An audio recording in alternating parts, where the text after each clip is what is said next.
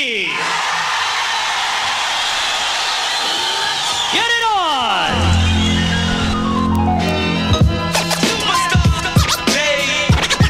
Got you stuck off the realness. Southside Jamaica, Queens, you heard me? And we go a little something like this.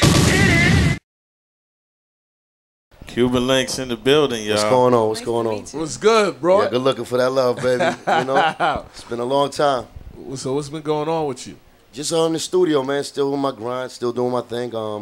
Working on a new album. It's gonna be called The Missing Link. You know what I'm saying? Got that Spanish project also. You know what I'm saying? That's the other side. You know what I'm saying? Other money. I gotta reach my blood. I gotta tap into that money. When you first met Pun, you tell us the story like when you first met him. First met Pun. I mean, we from the same hood, like, you know, Prospect Ave, Forest Projects, you know what I'm saying, Ranch Crew over there.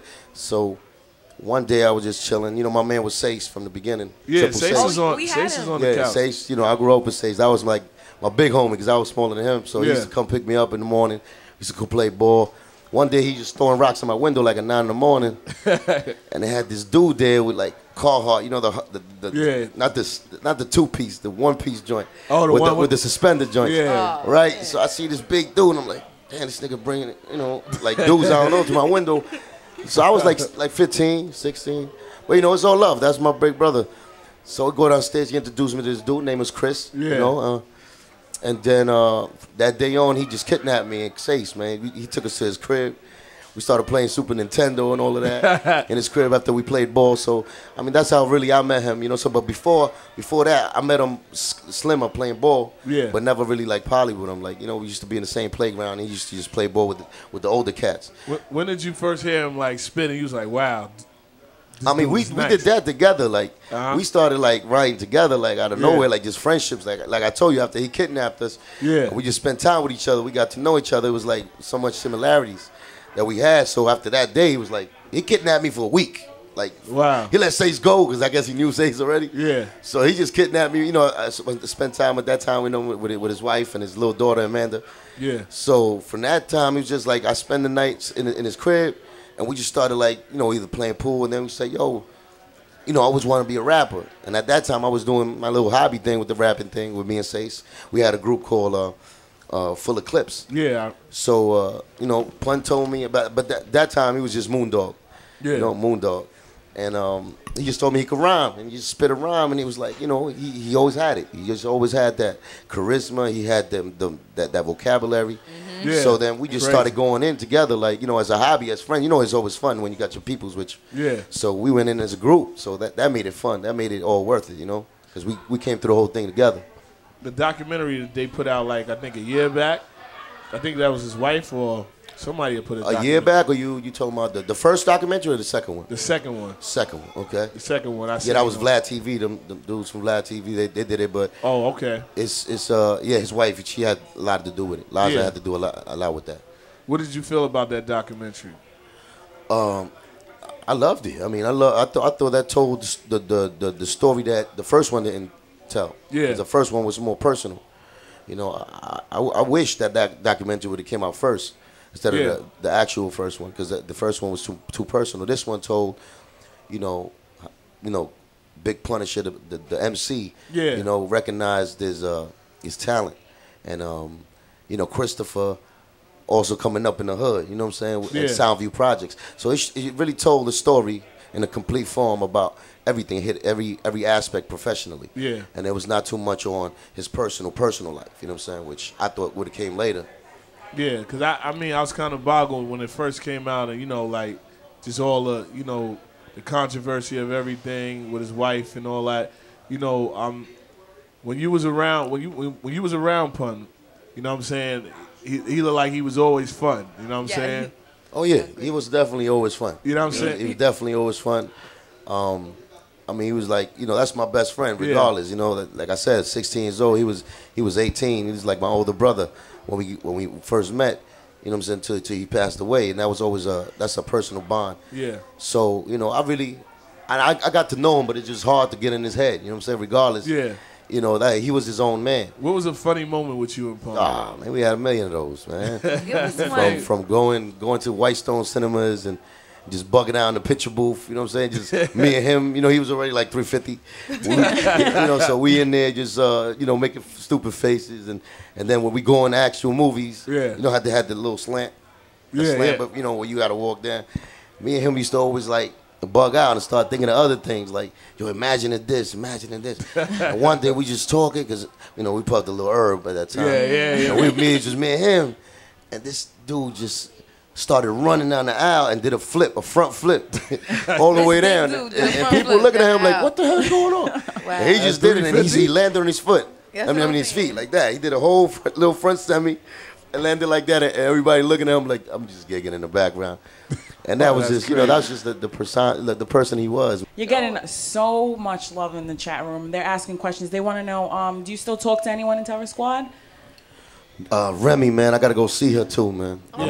Before she got incarcerated. From our show. Of course, man. Big shout out to Remy Mom, man. You know, she's definitely one of the real ones. And I got to definitely go check her. That's definitely in my to-do list. I have to clean up my little record a little bit before I go check her because I don't want to get caught up in the same thing. You know? So definitely, man. Much love to Remy, man. Besides the rest of the Terror Squad members, like the ex-Terror, I don't really, rock with none of them except Sace. Yeah. Sace, Speak up to Sace. That's my brother. There was a controversy on the Joe record, what he said about Pun's wife. What did you feel about that? The Heavenly Father, John, I think that's I feel like he's just a fresh face. That's all. Like, he got a fresh face. He really has some nerve to be saying things like that.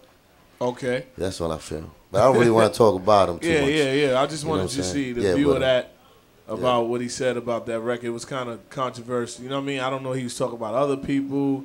I mean, he does it to suit himself. You know what I'm saying? That's why I know, like, the timing that he uses, to defend himself is like, it's just incredible how you go there, You don't have to go there. You could just make a nice little trip and do what you're supposed to have done. You know what I'm saying? It's easy to do what you're supposed to do because at the end of the day, nobody's asking you for nothing. Yeah. It's just something that, maybe the hood should have put in you as a real individual. Okay. And he forgot that. He forgot a lot of rules from the street. So let's not even talk about it, man. Yeah. Do you speak to Pun's wife? Of course. That's my sister, of course. Okay. Liza, of course. Liza, Amanda, Shesha, Vanessa.